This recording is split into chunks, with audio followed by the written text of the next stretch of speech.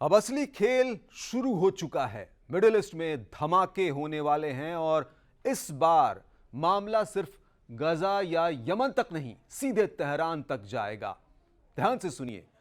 अब इजराइल और ईरान के बीच नरसंहार युद्ध का ट्रेलर दिखने वाला है, वो भी तब जब अमेरिका इजराइल के साथ नहीं होगा। समझिए इस बात को। इजराइल की उनको पूरी उम्मीद थी कि 1 मई 2025 से पहले अमेरिका उसके साथ मिलकर ईरान के न्यूक्लियर ठिकानों पर हमला कर देगा, पर राष्ट्रपति डोनाल्ड ट्रंप ने ऐन मौके पर ना कर दी। अब यह बात सिर्फ इनकार तक नहीं रुकी, कुछ रिपोर्ट्स में दावा हुआ कि ईरान अब इतना यूरेनियम जमा कर चुका है कि हर महीने 5-5 परमाणु बम बना सकता है। 5 बम हर महीने, सोचिए जरा। लेकिन इसके बावजूद ट्रंप ने इजराइल को परमाणु ठिकानों पर हमला करने की इजाजत नहीं दी। अब नेतन्याहू का गुस्सा 7वें आसमान पर है और वो तय कर चुके हैं कि अब बिना अमेरिका के साथ के खुद ही ईरान को सबक सिखाना है। देखिए, इजराइल ने गुप्त युद्ध शुरू कर दिया है। यमन में पिछले 7 दिनों से जबरदस्त बमबारी हो रही है। हुती विद्रोहियों के चीफ अब्दुल मलिक को खुलेआम धमकी दी गई है कि तेरी हालत भी हमास के हानिया और सिनवार जैसी कर देंगे। मतलब अब टारगेट सिर्फ आतंकी नहीं, सीधा देश है, ईरान।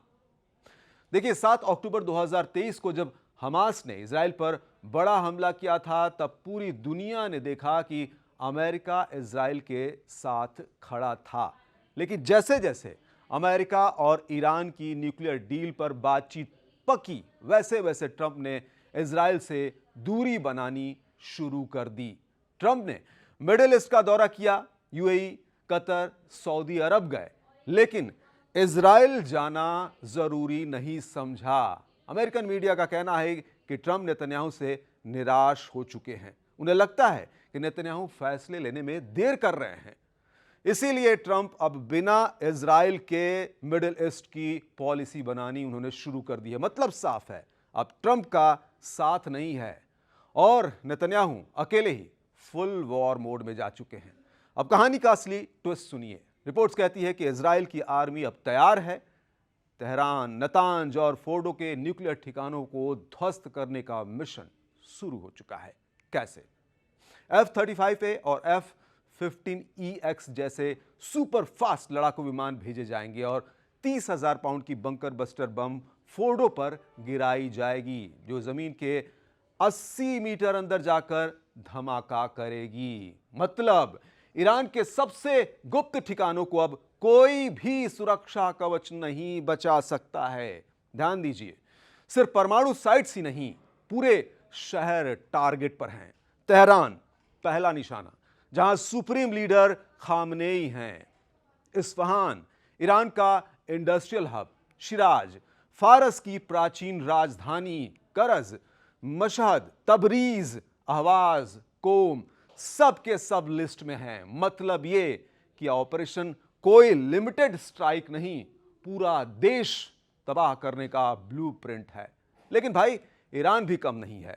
IRGC यानी ईरान की रिवोल्यूशनरी गार्ड्स ने मिसाइल सिटी दुनिया को दिखा दिया है कि हजारों मिसाइलें एक ही जगह पर स्टोर हैं, जिनमें शामिल हैं खैबर शेकन, आवाज से 3 गुना तेज बैलिस्टिक मिसाइल, शहीद हज कासिम 1700 किलोमीटर तक की मारक क्षमता, कद्र H, सज्जिल, इमाद, सब के सब सर्जिकल स्ट्राइक मिसाइलें हैं।